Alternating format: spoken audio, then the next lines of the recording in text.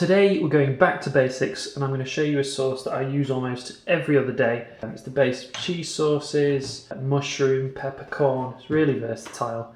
A lot of people do know it, but if you're starting out learning to cook, then this is a great place to start. I've weighed out my butter and flour here. Normally I just go by eye, but for the sake of this I wanted to make it really simple and easy. So we've got 25 grams of flour, 25 grams of butter, and half a pint of milk. If you like your sauce thicker or thinner after the first time you've made it, you can just add more or less milk and it'll work just fine.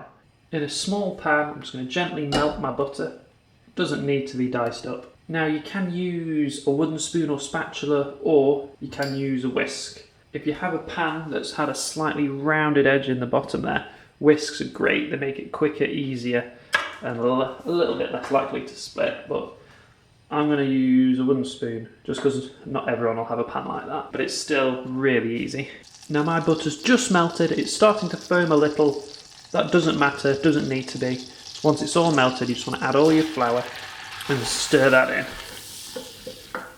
You want to make sure there's nothing stuck to the bottom round the edge, because this will make your sauce lumpy later on.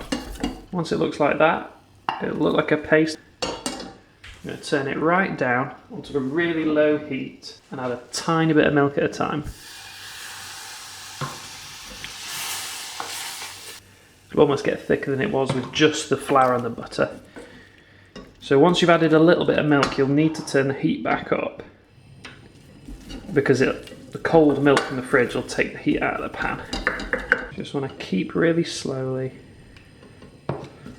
adding your milk, a little bit at a time.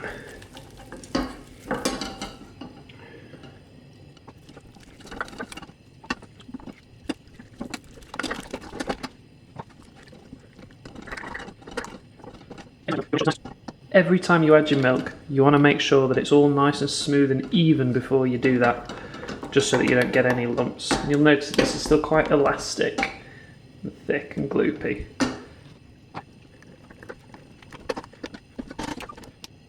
Once you get to this point, you can start to add a bit more milk at a time.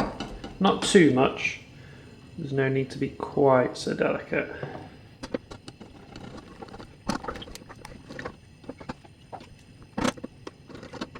Now if you find when you get to this point, your pan will actually have sort of gone partly cold where the liquid is. So you'll just need to let it come up to the boil. While you're waiting for this to come up to the boil, you will need to stir it, because otherwise it will burn on the bottom of the pan. So this has just come to the boil, it's just starting to bubble on top, and that's fine. I'm just going to turn it down. I'm going to give it a good stir, and then that's ready.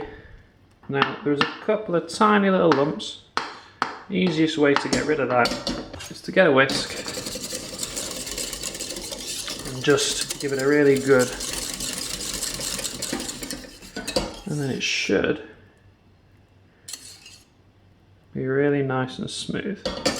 Now people say a good sauce like this should coat the back of the spoon really nice and thickly, but of course if you're cooking it for yourself, you can make it as thick or as thin as you like. Now you can use this as a base for mushroom sauce by, when you add your butter into the pan, fry your mushrooms up in the butter and then carry on as if you had made this, add your flour and then your milk. You might just need a little extra butter because the mushrooms will soak some of that up. Same with leeks, to make a creamy leek sauce, or with peppercorn, you just add some peppercorns towards the end. What I tend to do is make my sauce, put it to the side, cook whatever it is I want, and then just quickly reheat the sauce last minute. It's a really easy way to work with it. And that's it.